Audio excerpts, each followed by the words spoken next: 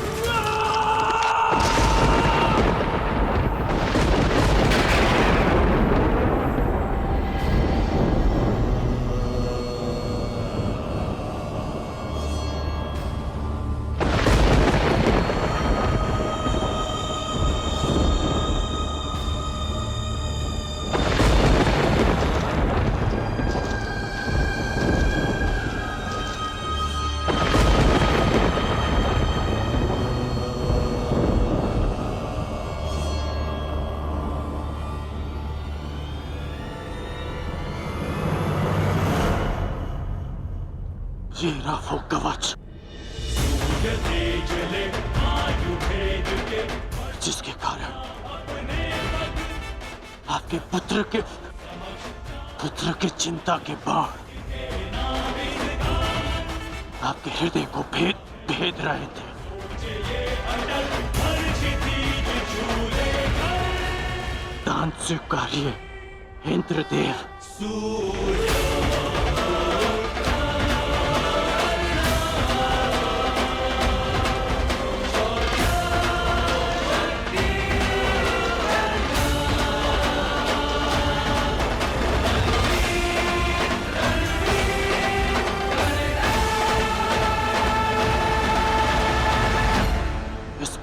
नहीं इंद्रदेव।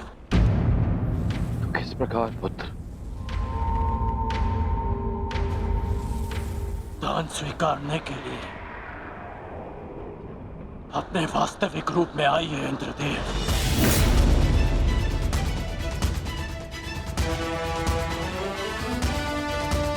ये आपके पुत्र और विलक्षण योद्धा के सम्मान के लिए कह रहा हूं मैं। उस माता के सम्मान के लिए कह रहा हूं जिसने अर्जुन जैसे योद्धा को जन्म दिया। दान में पुण्य का फल होता है। इसे जल का भाग मत बनाइए। अपने वास्तविक रूप में आइए। आइए इंद्रदेव अपने वास्तविक रूप में।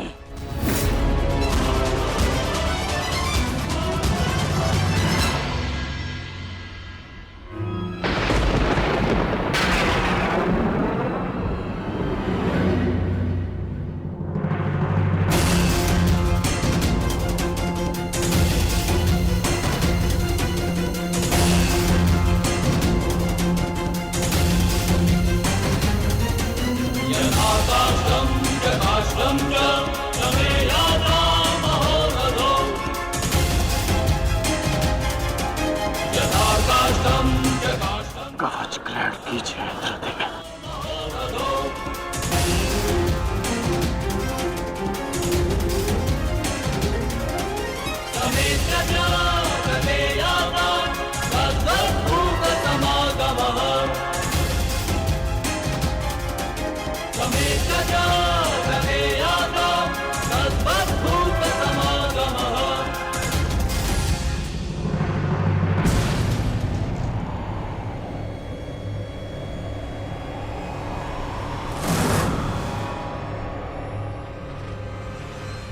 ये आपने क्या अनर्थ कर दिया पिताश्री।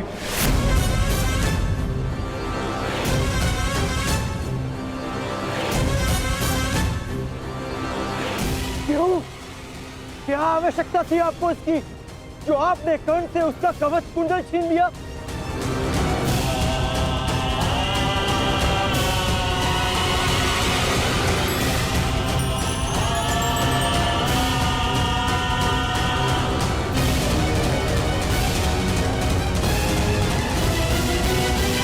मैंने तो केवल नियति के न्याय का पालन किया, एक पिता धर्म का पालन किया है। ये किस प्रकार का पिता का धर्म है पिताश्री? पिता का धर्म होता है अपनी संतान में आत्मविश्वास जगाना, परंतु आप अपनी संतान की शक्ति पर विश्वास ना करके कौन सा पिता का धर्म निभा रहे हैं? बताइए मुझे पिताश्री।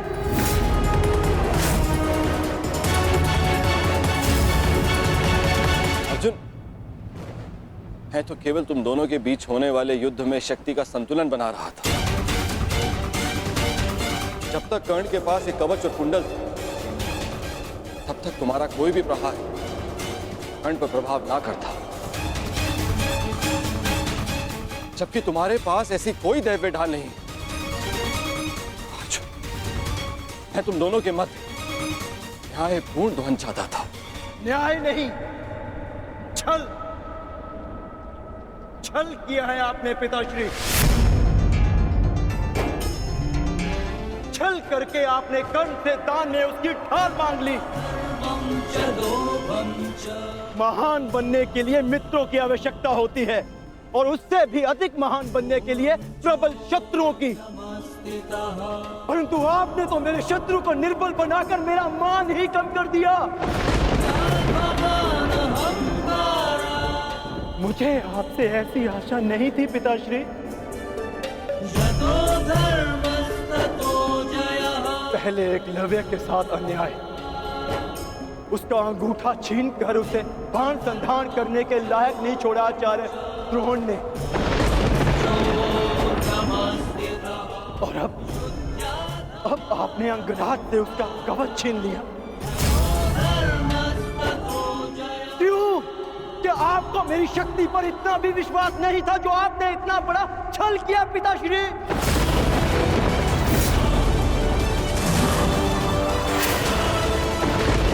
उससे कम शक्तिशाली थे, कि समान कौशल रखने वालों के साथ छल किया उसने। मैंने इस महायुद्ध में कर्ण को परास्त करने का वचन दिया था, परंतु मेरे लिए मेरी सबसे बड़ी विजय को आपने छल से रचा हुआ प्रारब्ध बना दिया पिताश्री। और यदि अब मुझे विजय मिली तो भी उसे आपका छल गिना जाएगा, मेरी कुशलता नहीं। प्रारब्ध क्या है उसे कोई नहीं जानता अर्जुन। मुझसे मेरे कवच को छीना है, परंतु मेरे कौशल को नहीं। ना मैं धनुष उठाना भूला हूं, ना बाण संधान करना। तुम्हें जिस द्वंद की अपेक्षा है, वो द्वंद तुम्हें अवश्य मिलेगा।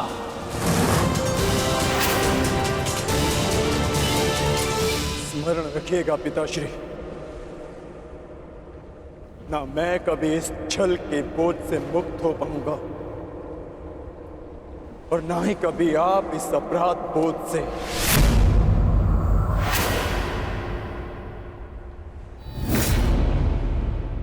तुमने सत्य कहा पुत्र अर्जुन, ये जानते हुए भी कि मैं कौन, मेरी मंशा क्या है, किस अपेक्षा से यहां आया हूं। कर्ण ने मुझे अपने कवच और कुंडल दान कर दिए। इस दान से तुमने आत्मविश्वास का एक अद्भुत उदाहरण, एक महान परिभाषा प्रस्तुत की है। मैं देवराज ये घोषणा करता हूं, तुम्हारा ये बलिदान इस युद्ध का सबसे महान, सबसे उच्च बलिदान सिद्ध होगा। समस्त संसार में तुम महादानवीर कर्ण के नाम से प्रसिद्ध होगे।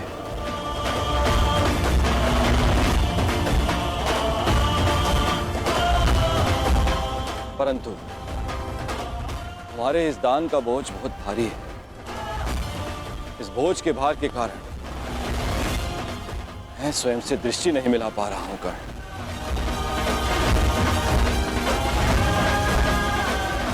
इसे हल्का कर दो कर्ण। और अब मैं तुम्हें वो अस्त्र देना चाहता हूं जो समस्त संसार में किसी भी प्रकार की ढाल को वेध सके।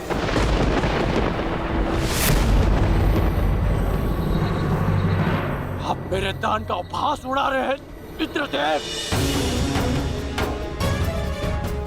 ये एक दान था, कोई व्यापार नहीं। यदि आप कवच कुंडल के स्थान पर मेरे प्राण भी मांगते तो मैं प्रसन्नता से दे देता। मैं एक सूत पुत्र हूं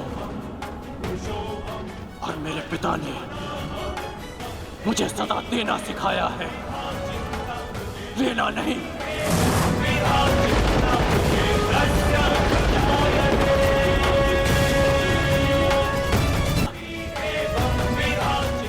मेरे लिए यही पर्याप्त है। मुझे आपसे कुछ नहीं चाहिए। यदि तुमने मुझसे कुछ नहीं मांगा तो देवराज होने के नाते इस सृष्टि में मैं अपना सम्मान खो बैठूं। यदि मैंने तुम्हें कुछ नहीं दिया तो मैं स्वयं को कभी क्षमा ना कर पाऊंगा।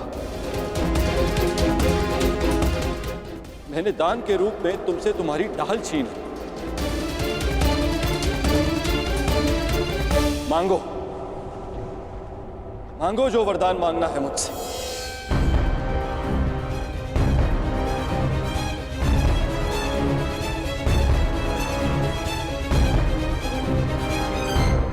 मांगो कर्ण। मैं आपका सम्मान रखने के लिए ये अस्त्र स्वीकार करता हूं जो किसी भी ढाल को भेद सके, जिसे जब भी मैं अपने शत्रु का नाम लेके प्रयोग करूं तो उसका अंत निश्चित हो।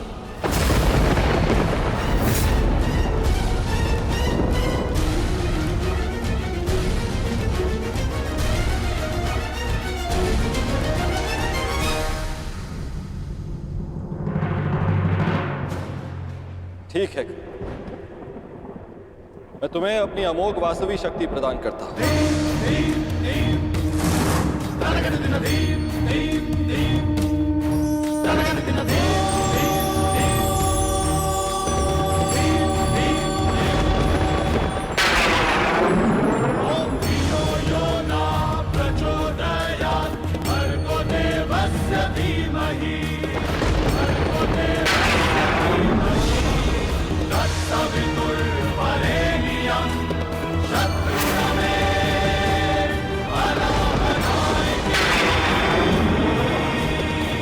इस शक्ति को जिसका नाम लेकर संधान करोगे वो अवश्य मृत्यु को प्राप्त होगा। किंतु स्मरण रहे, इस शक्ति का प्रयोग तुम केवल एक ही बार कर पाओगे, मेरा मान रखने के लिए। तुम्हारा धन्यवाद है दानवीर कर्ण।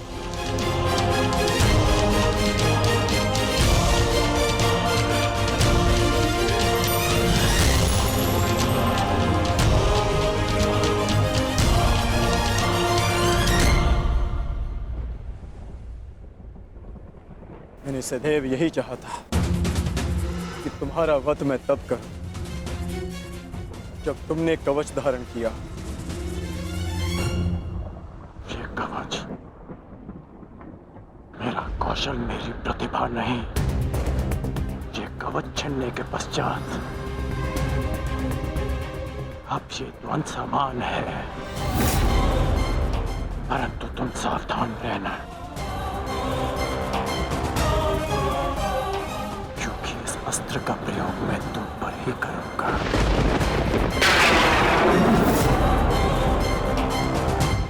मैं उस द्वंद की प्रतीक्षा करूंगा।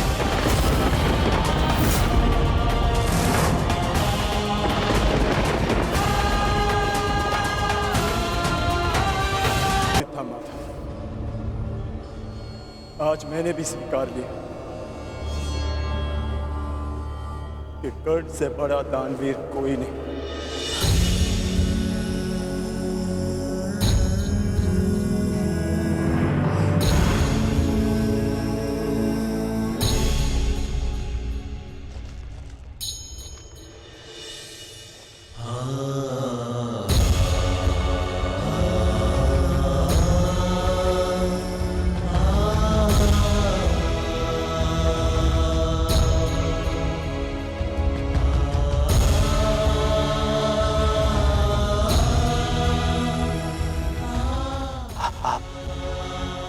निश्चिंत रहिए सूर्य देव, आपका पुत्र पीड़ा में नहीं। चल पूर्ण कर दे क्या?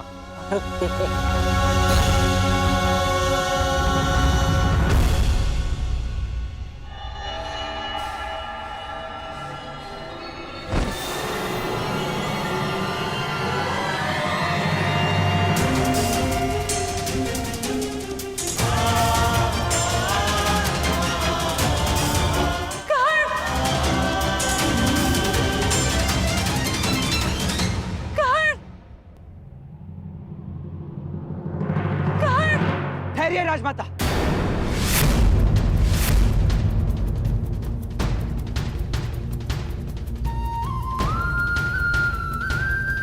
पिताश्री,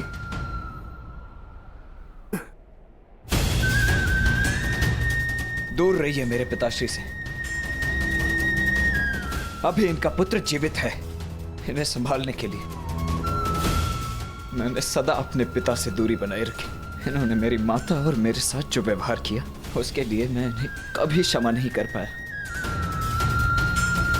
परंतु आज भान हुआ कि जितने कष्ट आपने मेरे पिता को दिए, उसके सामने हमारा कष्ट तो कुछ भी नहीं था।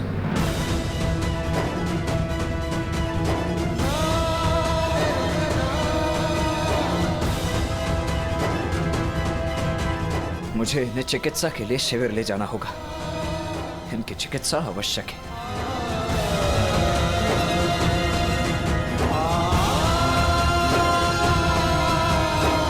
पिताश्री, मैं आपको कुछ नहीं होने दूंगा। मैं वचन देता हूं, आपका पुत्र आपके साथ है।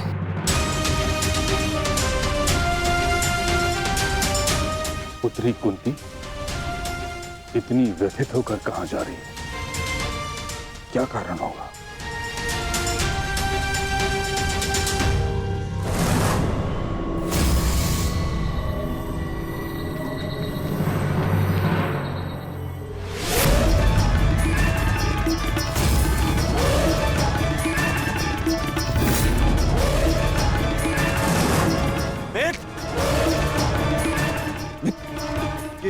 ये क्या हुआ इसे? लिटाओ इसे। आओ कर।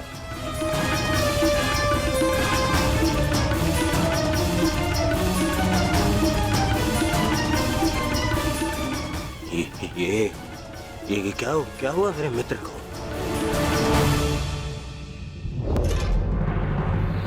विश्वसेन,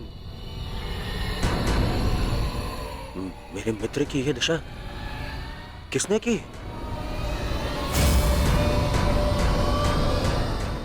मैं प्राण ले लूंगा उसके। मैं कुछ पूछ रहा हूं। क्या हुआ? क्या हुआ? मैं आपको सब कुछ बताता हूं।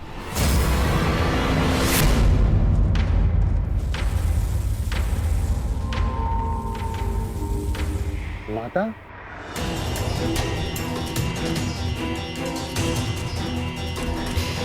प्रणिपात माता। आप अचानक यहाँ पे?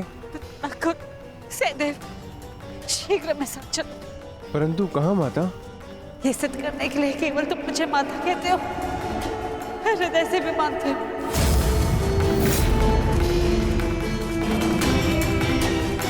परंतु हुआ क्या है माता श्री?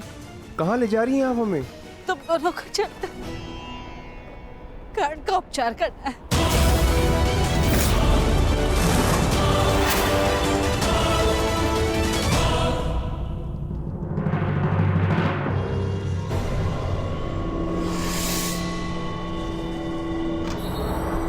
अर्जुन,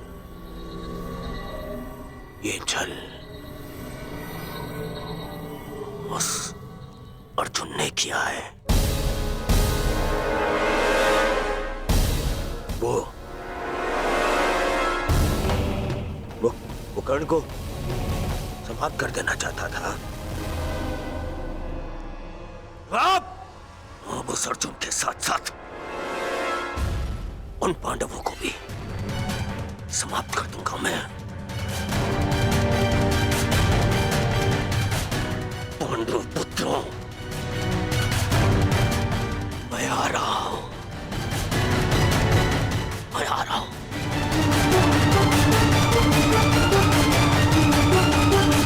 रुक जाइए ज्येष्ठ, आपका वहां जाना उचित नहीं। मैं वहां जाऊंगा, अवश्य जाऊंगा। छोड़ो मुझे। रुक जा मित्र,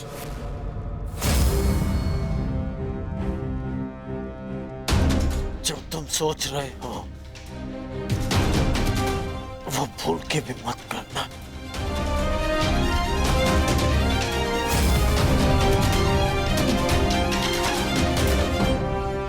परंतु उन्होंने तुम्हारे साथ में छल किया मित्र। मेरा मित्र मेरी जीवन की सबसे बड़ी शक्ति छीनना चाहा उन्होंने, और अब उन्हें लगता है कि वो हमारा नाश कर देंगे। कैसे? मित्र, मेरा कवच लिया गया है, पर मेरी निष्ठा और मेरा विश्वास नहीं। मेरे कुंडल ले लिए, पर मेरा कौशल नहीं। ये अंत नहीं,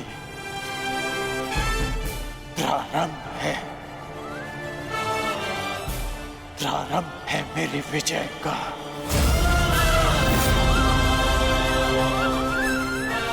ये क्या कह रहे हो मित्र? हाँ,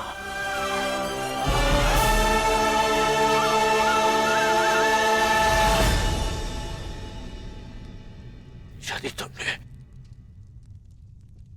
मुझे मन से अपना मित्र माना है तो तुम नहीं चाहोगे।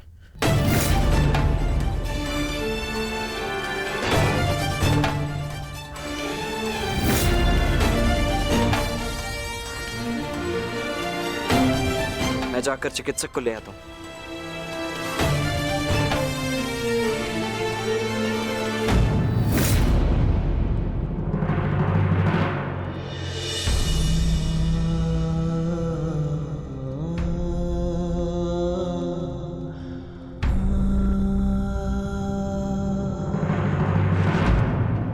पिताश्री, मित्र,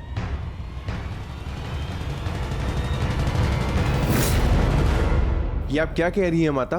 कर्ण हमारा शत्रु है और हमारे भ्राता अर्जुन के प्राणों का प्यासा है वो, और आप चाहते हैं हम उसका उपचार करें?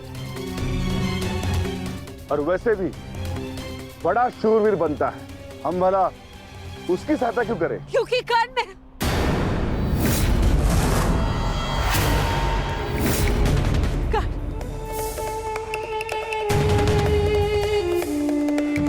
क्या हुआ माते? क्या कुछ ऐसा है जो आप हमसे छिपा रही हैं? बताइए। वो कर्ण, वो मेरा सबसे योग्य शत्रु है ज्येष्ठ।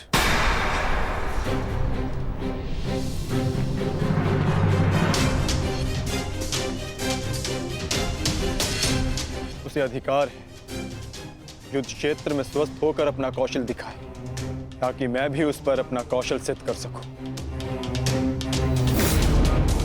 इंद्रदेव ने कर्ण के साथ जो छल किया वो किया, परंतु मैं चाहता हूं कि युद्ध भूमि में कर्ण अपने पूरे बल के साथ मेरे समक्ष प्रस्तुत हो, ताकि ना ही उसे और ना ही संसार को यह कहने का अवसर मिले कि अर्जुन ने एक दुर्बल का वध किया।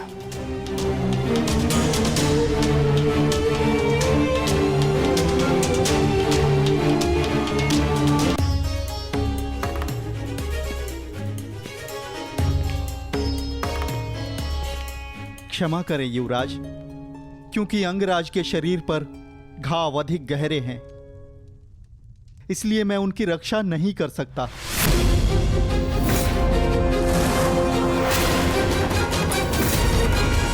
कदाचित ईश्वर की यही इच्छा है। बस! यहाँ ईश्वर की नहीं, मेरी इच्छा चलती है। और मेरा मन ये कहता है कि यदि मेरे मित्र को कुछ भी हुआ तो उससे पहले ईश्वर के दर्शन तुम करोगे। आप समझने का प्रयास कीजिए युवराज। अंगराज के शरीर पर कवच और कुंडल दिव्य थे, जो उनके शरीर से जुड़े थे। यूं मान लीजिए उनके शरीर का अंग ही छीन लिया गया।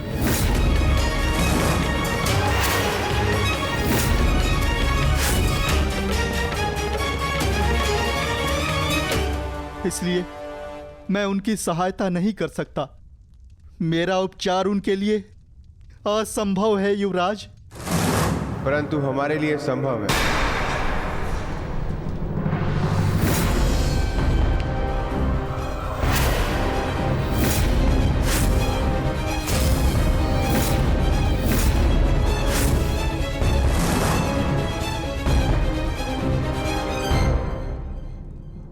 तो जो कार्य अर्जुन के पिता पूर्ण नहीं कर पाए वो पूर्ण कर रहे हो भानुपुत्रों। इतना साहस कैसे हुआ इस शिविर में आने का? कैसे? ये मेरे आदेश से यहाँ है पुत्र दुर्योधन। कर्ण की इस दशा का जितना तुम्हें दुख है उससे कई अधिक हमें खेद है। इसलिए मैं नकुल और सहदेव को यहाँ लाई हूँ कर्ण का उपचार करने के लिए।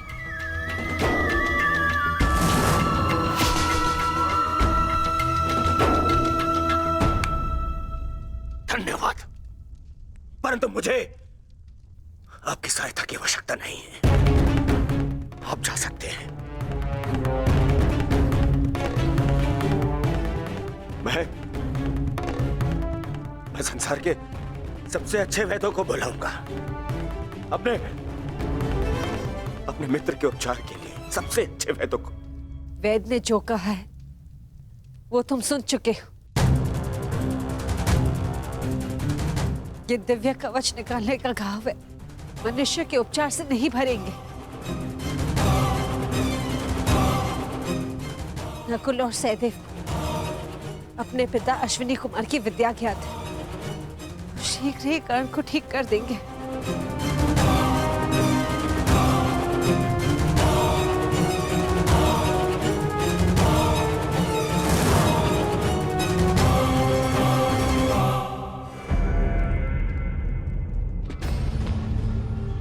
कर्ण को कुछ भी हो गया तो उसका उत्तरदायित्व कौन लेगा? इसका उत्तरदायित्व मैं लेता हूं दुर्योधन।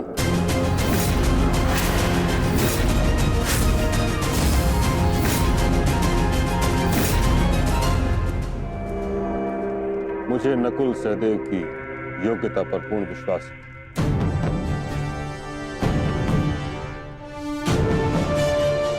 हम अधिक समय व्यर्थ नहीं कर सकते। कर्ण के पास समय शेष नहीं। मैं अपने मित्र के प्राण अपने शत्रु के हाथ में नहीं दे सकता। बस। परंतु एक पुत्र का दायित्व एक माता को तो दे सकते हो ना दुर्योधन पुत्र। कर्ण ने सदा मुझे आके सम्मान का आदर किया है। मैं भी सदा उसकी हितैषी रही हूं।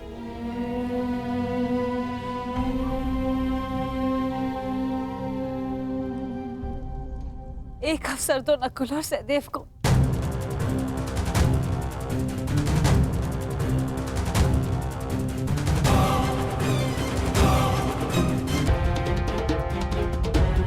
ठीक, उपचार आरंभ करो।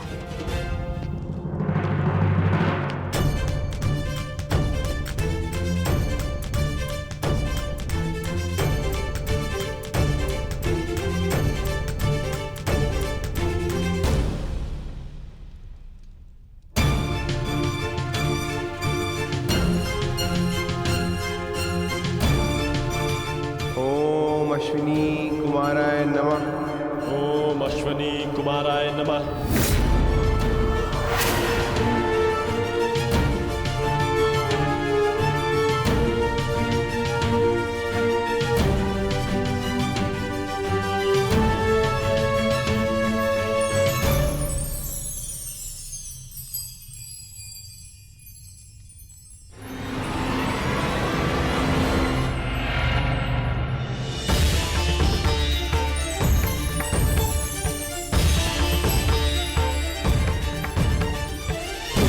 क्षमा क्षमोस्तेयम्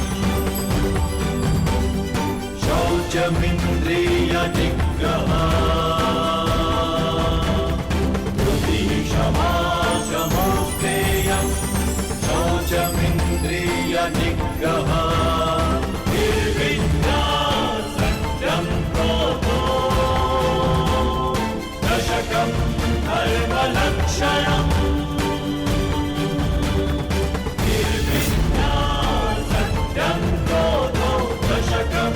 धर्मलक्षणम् दशकं धर्मलक्षणम् दशकं धर्मलक्षणम्।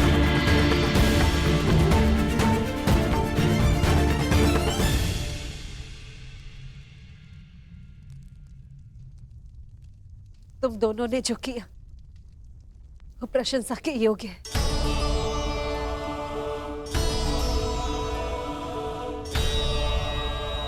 प्रस्थान करो।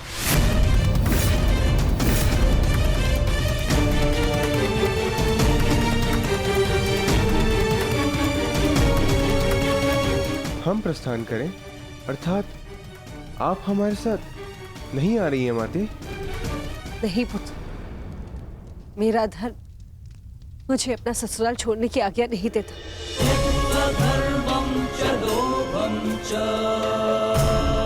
मुझे यही कौरव शिविर में रहना होगा।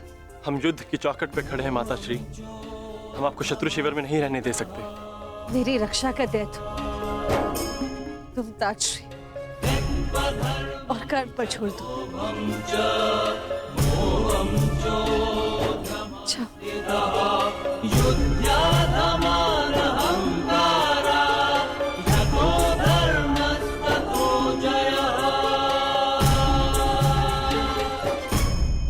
अब हमें मित्र को विश्राम करने देना चाहिए। चलिए यहां से।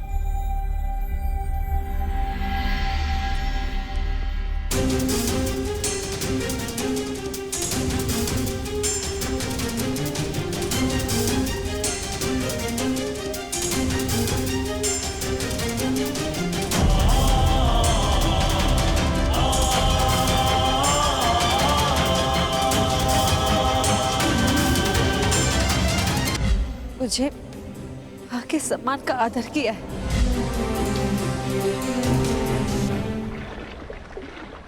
ताजश्री,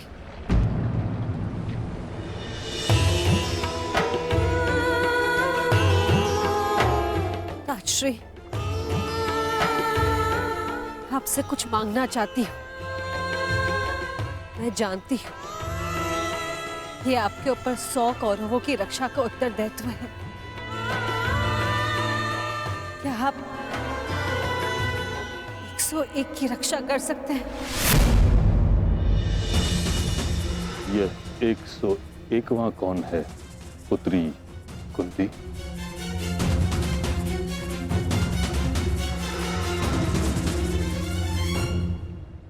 अंगराज कर्ण, अंगराज कर्ण, अंगराज कर्ण, अंगराज कर्ण।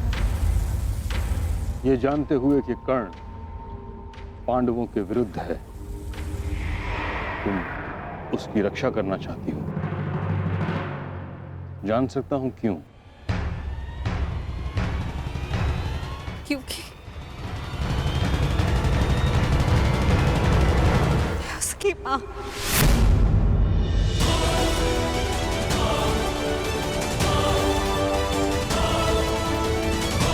उसकी माँ से उसके बच्चे को दूर जाते नहीं देख सकती। कर्ण भली भांति ये जानता था कि यदि उसके पास कवच ना रहा तो वो अर्जुन के समक्ष कमजोर पड़ जाएगा। फिर भी उसने अपना कवच दान दे दिया। ऐसे योद्धा को अपने माँ के पास सुरक्षित देखना चाहती हूँ, क्योंकि मैं उसकी माँ का दर्द समझ सकती हूँ।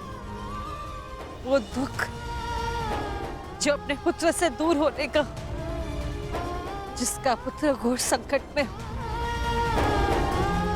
मुझसे भला और कौन इस दुख को समझ पाएगा?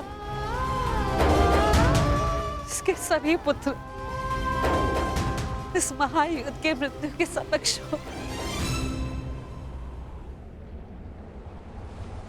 कर्ण के माता की ओर से मैं आपसे विनती करती हूँ कि आप उसकी रक्षा करें, उसे अपनी सुरक्षा प्रदान करें। जो कर्ण के साथ घटित हुआ है, मुझे उसका अत्यंत खेद है, परंतु युद्ध में शत्रु का बाण एक योद्धा के हृदय को छेदने से पहले उसके कवच को भेद देता है। यही योद्धा का प्रारब्ध है। मैं केवल कौरवों की रक्षा के लिए वचनबद्ध हूं। मैं कर्ण की रक्षा का वचन तुम्हें नहीं दे सकता। और यदि मैं ऐसा करता हूं कुंती, तो यह स्वाभाविक है कि कर्ण की रक्षा के लिए मुझे अर्जुन का वध करना होगा, क्योंकि कर्ण का प्रतिद्वंदी तुम्हारा पुत्र अर्जुन है, और अर्जुन का प्रथम लक्ष्य है कर्ण। क्या तुम चाहती हो कि मैं ऐसा करूं? नहीं ताजश्री, ऐसा नहीं चाहती।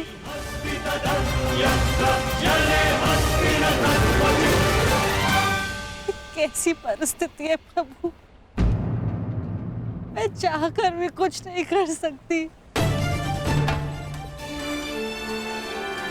किंतु पितामह, मैं चाहती हूँ आप कर्ण की रक्षा करें, कर्ण की रक्षा करें। मेरे पास कोई और मार्ग नहीं पुत्री।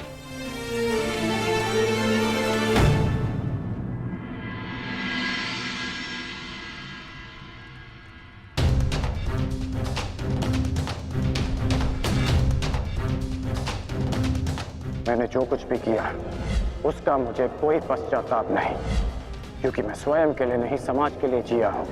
संसार में परिवर्तन लाने से पूर्व हमें स्वयं में परिवर्तन लाना चाहिए, और यदि मैं ऐसा नहीं करता तो तुम आज एक सूत पुत्र होकर हाथ में शस्त्र नहीं उठा पाते।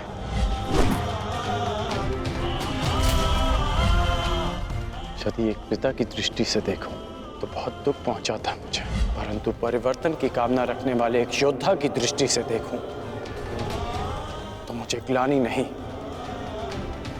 गर्व है तुम पर।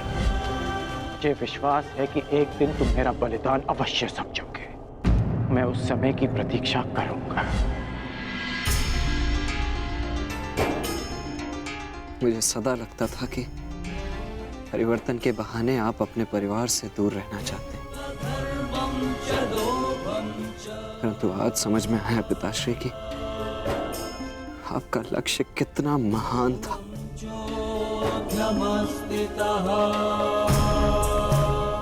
अब आंखें खोलिए पिताश्री, अपने वृषसेन से बात कीजिए।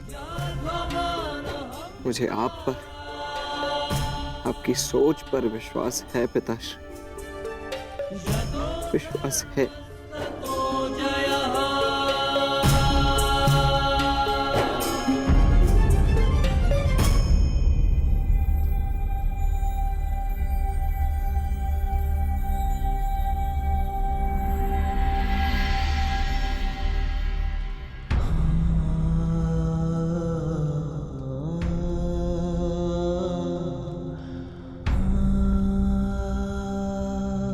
मुझे क्षमा कर दीजिए पिताश्री, मेरी हर एक भूल के लिए, मेरी हर एक धृष्टता के लिए मुझे क्षमा कर दीजिए। सदा आपसे घृणा करता आया, परंतु आज मुझे आप पर अभिमान है। मेरे पुत्र को मेरी सोच पर विश्वास है। ये विश्वास पाने के लिए एक कवच कुंडल तो क्या, सहस्त्र कवच कुंडल अपने शरीर से उतार कर फेंक सकता हूं।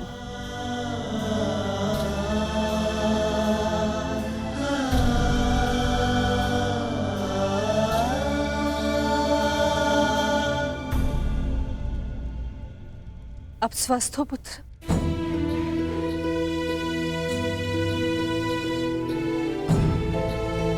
वो मैं युवराज को बताकर आता हूं कि आप स्वस्थ हैं। प्रणिपात राजमाता। वृषसेन, तुमने मुझसे तो क्षमा मांग ली, परंतु अपने व्यवहार के लिए किसी और से क्षमा मांगना शेष है।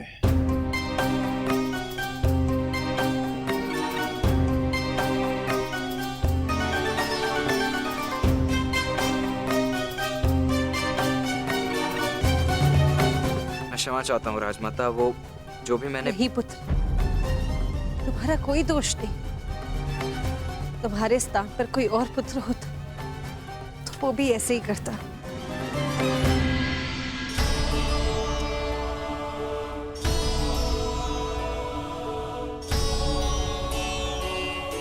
धन्यवाद।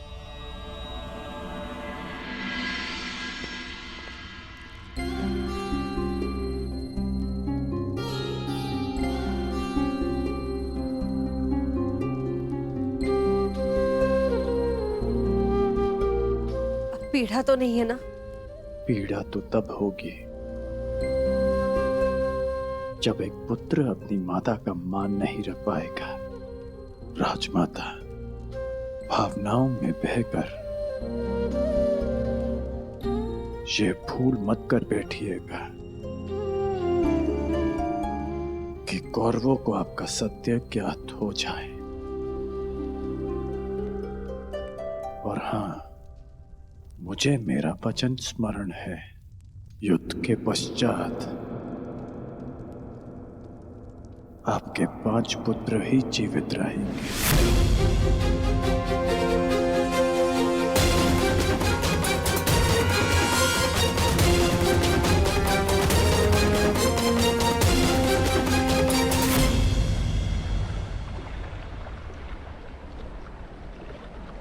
कितना सुंदर सूर्यास्त है ना गंगा पुत्र।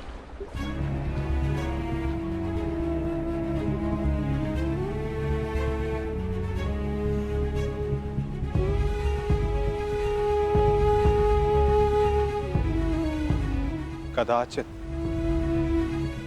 ये इस युद्ध के प्रारंभ से पूर्व का अंतिम सूर्यास्त है। इस युद्ध के पश्चात इस सूर्य की स्वर्णिम आभा रक्त से लाल हो जाएगी। है ना?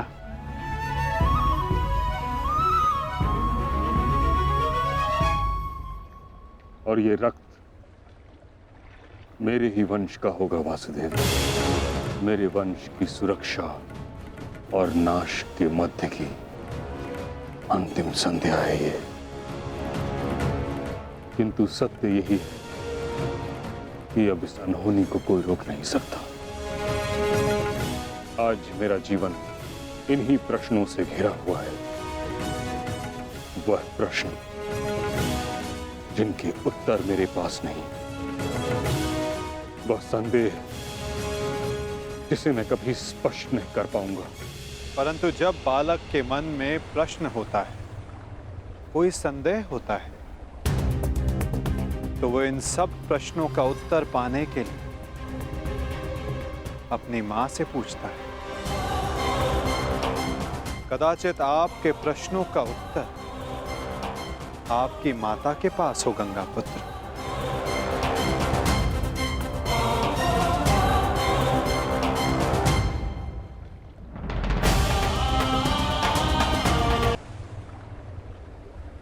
माते, मैं आपसे विनती करता हूं,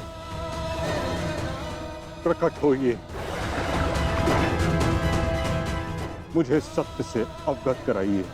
कदाचित आपसे आज मेरी ये अंतिम भेंट है। मेरे मन से संताप को अपनी शीतल धारा से शांत कीजिए माते।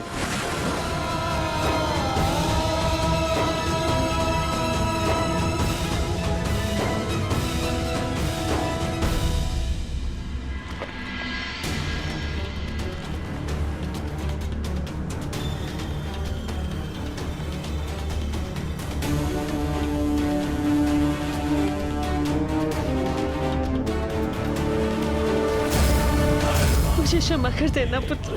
भगवान सूर्य नारायण तुम्हारी रक्षा करे।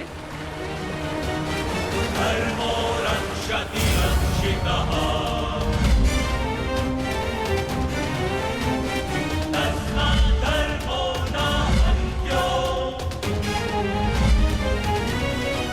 हाँ कर्ण, तुम राधे नहीं कुंती पुत्र हो। इस महाभारत के पश्चात आपके 5 पुत्र जीवित रहेंगे। यदि अर्जुन ने मेरा वध किया तो भी, और मैंने अर्जुन का वध किया तो भी। क्या आप 101 की रक्षा कर सकते हैं? यह 101वां कौन है? अंगराज कर्ण।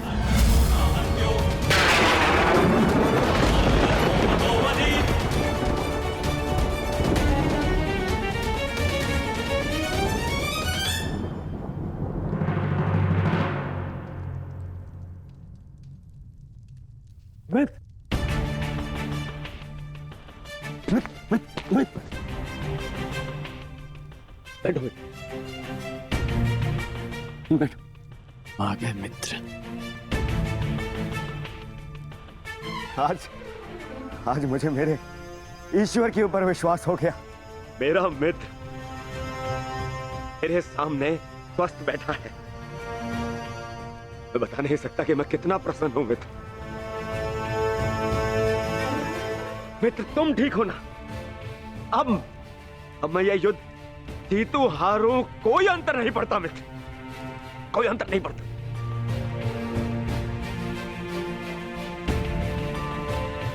तुम चिंता मत करो मित्र, हम ये युद्ध अवश्य जीतेंगे।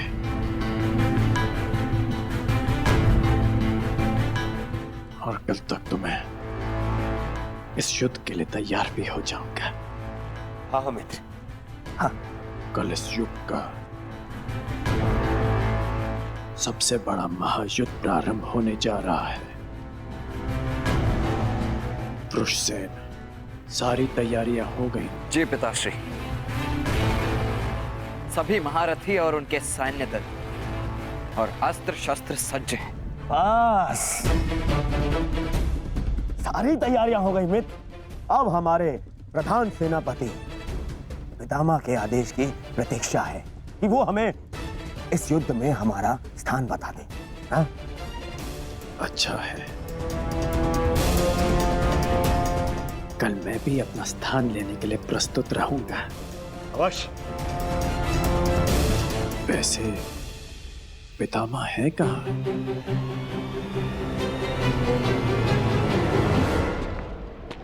कुंती, प्रणिपात ताश्री। आज मैं तुम्हें आशीर्वाद देने नहीं आया हूं। मैं तुमसे कुछ प्रश्न पूछने आया हूं। कैसा प्रश्न ताश्री? वो प्रश्न जिसका उत्तर तुम्हारे अतीत में है। उस अन्याय के विषय में पूछने आया हूं जो तुमने एक अबोध बालक के साथ किया, छुपाया। क्या दोष था उस बालक का कुंती? वरदान तुम्हें मिला, दोष तुमसे हुआ, तो फिर दंड उस बालक को क्यों? ताश्री, ये मत कहना कि तुम विवश थी, किंतु इतना तो तुम्हारे वश में था कि तुम मुझे इस सत्य से अवगत कराती। एक वीर क्षत्रिय वर्षों तक क्षत्रिय होने के अधिकार से दूर था। एक सूर्य पुत्र ने वर्षों सूत पुत्र होने का कलंक अपने सर लिया।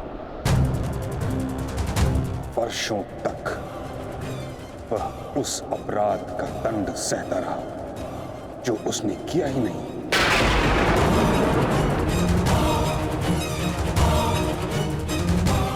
तुमने न स्वयं कर्ण के साथ अन्याय किया है कुंती, बल्कि हर पल हर पग पर उसके विरुद्ध मुझसे भी अन्याय करवाया है। मैं क्षमा चाहती हूँ ताश्री, परंतु समझ नहीं पाई कि मैं आपको सत्य कैसे बताऊं। समझ तो तुम नहीं रही हो कुंती। कितना बड़ा अनर्थ करवा दिया है तुमने हस्तिनापुर से। एक क्षत्रिय को सूत का जीवन व्यतीत करना पड़ा। उसे ना क्षत्रियोचित शिक्षा मिली, ना ही अधिकार। रंगभूमि से उसे अपमानित करके निकाला गया। उसके भाई के मुंह में उबलता हुआ स्वर्ण डाला गया। हर पल उसे पीड़ा मिली, हर पल उसके साथ घोर अन्याय हुआ। तुमने ठीक नहीं किया कुंती, परंतु मैं अब सब ठीक कर दूंगा। हमें इस सत्य से सबको अवगत कराना होगा कि कर्ण तुम्हारा पुत्र है, अन्यथा अनर्थ हो जाएगा। नहीं ताश्री, आप ऐसा मत कीजिए। इस सत्य का अगर सबको भान हो गया तो अनर्थ हो जाएगा। जन्म से कर्ण को सम्मान नहीं मिला। अपने कर्म से जो उसने सम्मान अर्जित किया है, सबको सत्य बताने से वो भी समाप्त हो जाएगा। आपसे विनती करती हूँ ताश्री, इस सत्य को आप रहस्य ही रहने दीजिए। विनती।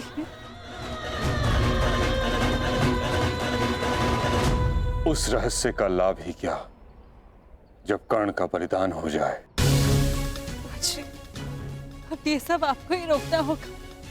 दो सहोदर एक दूसरे का रत्न भाई, ये उत्तरदायित्व आपको ही लेना होगा ताश्री। आपको और वो के प्रधान के सेनापति रण की रक्षा केवल आप ही कर सकते हैं।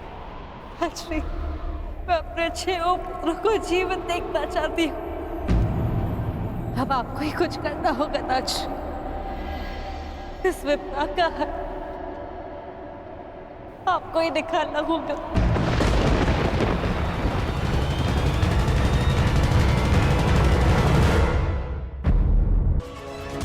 गांडीवधारी अर्जुन और कौरवों की सेना में द्रोणाचार्य, अश्वत्थामा, कर्ण, दुर्योधन जैसे महारथी होंगे और सबसे आगे होंगे महाबली, इच्छा मृत्यु के वरदानधारी भीष्म।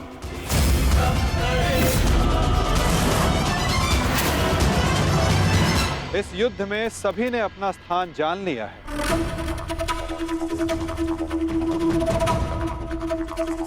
अब तुम सुनो पार्थ, तुम इस युद्ध के, इस सेना के सबसे महत्वपूर्ण भाग में हो और युद्ध की अलिखित नीति यही है कि प्रारंभ निर्णायक होता है और एक कुशल और विजय प्रारंभ न केवल सेना का मनोबल बढ़ाता है अपितु उसे विजय की ओर भी लेकर जाता है।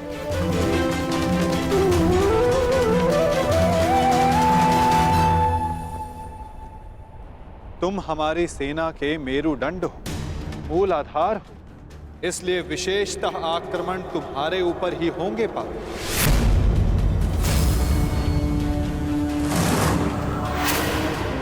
और युद्ध में तुम्हारे समक्ष खड़े होंगे तुम्हारे पितामह परशुराम शिष्य महामहिम भीष्म, जो कौरवों के सबसे बड़े बल है। और कूटनीति यही कहती है कि यदि आधार को गिरा दिया जाए तो इमारत को गिरने में ज्यादा समय नहीं लगता। और महामहिम भीष्म कौरव सेना के आधार हैं।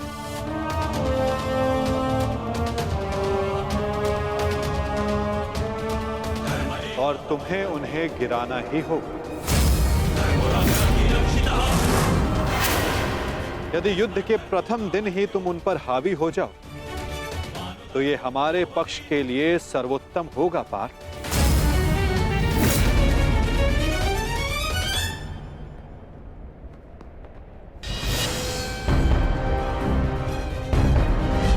तुम्हारे पुत्र हस्तिनापुर की रक्षा बनेंगे, यही इनका कर्तव्य है और यही नियति है।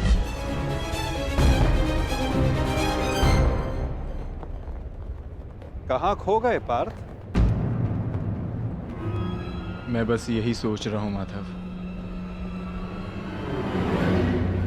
पितामह पर वश कैसे कर पाऊंगा। वो देव गुरु बृहस्पति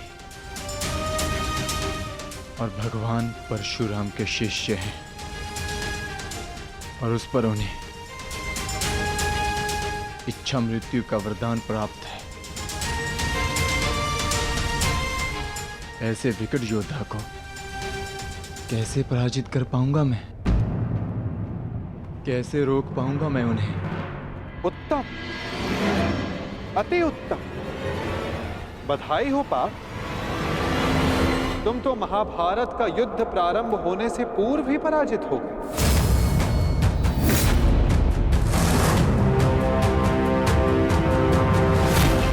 एक शत्रु की शक्ति का अनुमान होना एक योद्धा के लिए उचित होता है, परंतु शत्रु की शक्ति को देखकर उससे स्वयं को हीन समझना पराजय की ओर सबसे पहला पड़ाव होता है पार्थ।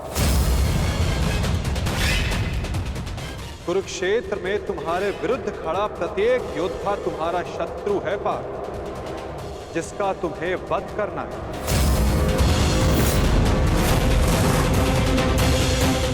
अन्यथा आज तुम भीष्म से भयभीत हो, कल तुम कर्ण से होगे, परसों तुम ये कहोगे कि मैं आचार्य द्रोण का सामना कैसे करूं।